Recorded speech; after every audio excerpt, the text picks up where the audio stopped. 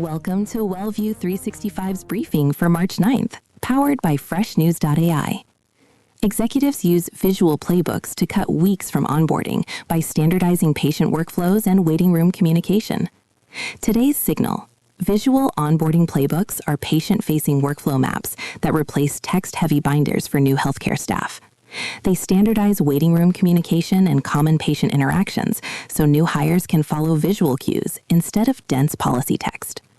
Onboard staff faster with clear visual communication depends on having these visual flows owned, versioned, and deployed where staff actually work, not buried in shared drives.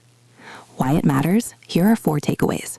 First, cuts onboarding time for front desk and clinical support roles by reducing time spent reading and clarifying protocols. Second, reduces variation in waiting room communication by giving staff a single visual reference for what to display and say in common scenarios. Third, lowers escalation and rework during the first 30 days by making edge cases and handoffs easier to recognize and route. Fourth, makes annual staffing and training costs easier to defend because workflows are documented in a reusable, updatable format. How it works in practice.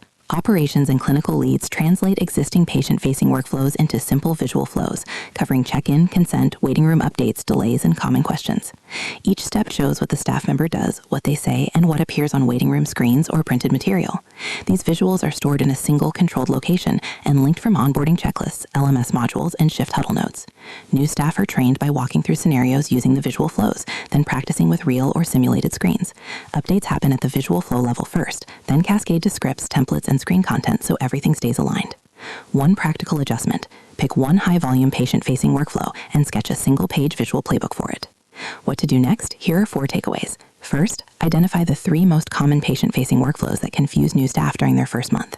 Second, draft simple swim lane-style visuals for one role and one workflow, including talking points and screen content references.